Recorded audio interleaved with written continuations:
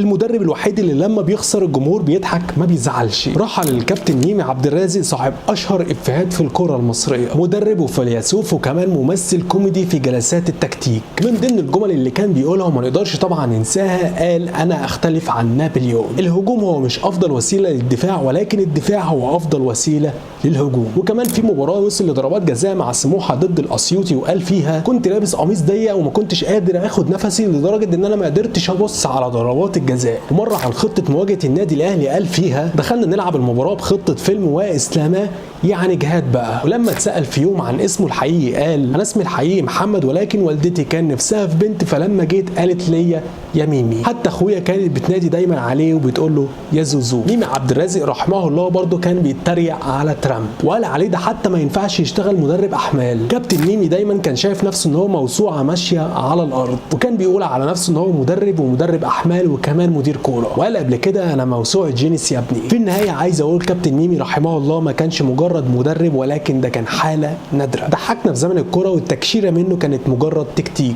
رحمك الله يا كابتن ميمي، اكيد هتفضل في قلوب الجماهير المصريه بضحكتك ومش بس كده ده كمان بقلبك الكبير. وانتوا كمان ما تنسوش تقولوا لي في الكومنت فاكرين ايه الكابتن ميمي. بس كده ودي